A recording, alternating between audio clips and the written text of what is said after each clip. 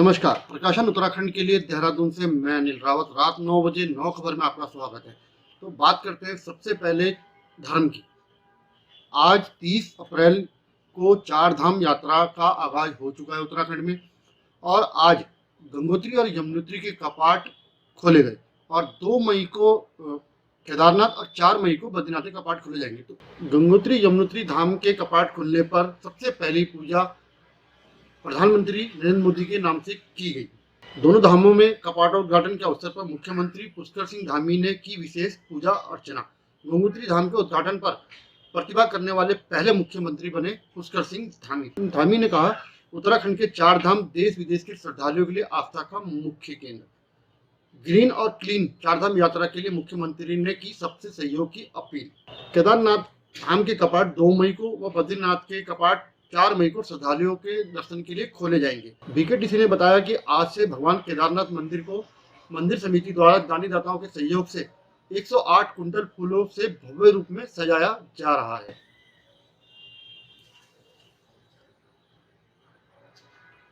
कांग्रेस की संविधान बचाओ रैली में भाजपा सरकार के खिलाफ गरजे सचिन पायलट। राष्ट्रीय महासचिव और राजस्थान के पूर्व उप मुख्यमंत्री सचिन पायलट ने प्रदेश की भाजपा सरकार पर लगाया आखंड भ्रष्टाचार में डूबने का आरोप। पूर्व मुख्यमंत्री हरीश रावत ने कहा, मैं कांग्रेस का सबसे उम्रदराज सिपाही। पिछले साल चुनाव हुए और वो लोग जो बोलते थे 300 पार, 400 पार, 500 पार, घमंड की प्रतिकाष्ठा कर दी उन लोगों ने। मैं धन्यवाद देना चाहता हूं देश के लोगों का। 240 पे लाकर टेक दिया। 2-2 बैसाखी लेकर सरकार चला रहे, प्रतीत नहीं होने देते। जिस दिन नीतीश कुमार जी और नायडू जी ने अपना बैसाखी खींच ली, उस दिन पता पड़ेगा। लेकिन लोकतंत्र में मतदाता और जनता सबके मुखिया हैं। हम कितने बड़े पद पर पहुंच जाएं, हम कितना यश कमा लें, कितनी बड़ी सरकार चला ले, लेकिन 5 साल के बाद जनता के सामने आके नाक रगड़नी पड़ती है। ये लोकतंत्र की ताकत है, ये संविधान की ताकत है। लेकिन घमंड में भरकर, जनता को भ्रमित कर कर,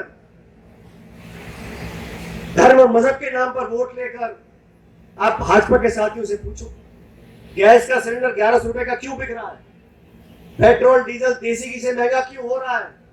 किसान भाजपा ने कांग्रेस की रैली को सनातन विरोधी व फ्लॉप शो करार दिया। कांग्रेस रैली की टाइमिंग और औचित्य पर गंभीर सवाल उठाते हुए प्रदेश अध्यक्ष राज्यसभा सांसद महेंद्र भट्ट ने चारधाम यात्रा आरंभ होने पर खुशी जताते हुए दावा किया कि विरोधी लाख कोशिश करें, लेकिन पर्यटन का स्वर्णिम युग प्रारंभ हो चुका है। जाति जनगणना पर बीजेपी और कांग्रेस अपनी अपनी उपलब्धि बता रहे हैं। पहले सुनते हैं भाजपा प्रदेश अध्यक्ष और राज्यसभा सांसद महेंद्र भट्ट। देश की कैबिनेट ने महत्वपूर्ण काम किया है। देश की जनगणना के साथ जातीय जनगणना को भी किया जाएगा। लंबे समय संदर्भ में कांग्रेस द्वारा भ्रांति पैदा की गई। राहुल गांधी जी देश ही नहीं विदेश के अंदर भी जाति जनगणना की बार बार मांग आज कर रहे हैं, जब कि वो सत्ता में नहीं है।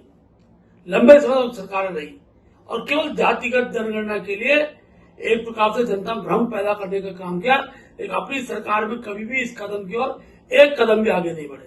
मैं प्रधानमंत्री मोदी का आभार व्यक्त करता हूं कि जातिगत जनगणना के बाद देश के अंदर अमीरी गरीबी के लाभ हैं, उनको सही प्रकार से व्यवस्थित करने के लिए ये गणना बड़ी महत्वपूर्ण होगी। और मैं कह सकता हूं कि देश की आज आर्थिक स्थिति किस रूप में है, इसका भी मूल्यांकन होगा। और जाति के आधार पर जातियों की जो उनकी प्रति व्यक्ति आय है, वृद्धि है, उसका भी एक सीधा संदेश पूरे देश के सम्मुख होगा। और ऐतिहासिक निर्णय का मैं स्वागत करता हूं। क्या कहती है कांग्रेस प्रदेश प्रवक्ता गरिमा दसोनी। कांग्रेस पार्टी की वैचारिक बुनियाद हमेशा सामाजिक न्याय पर टिकी रही है।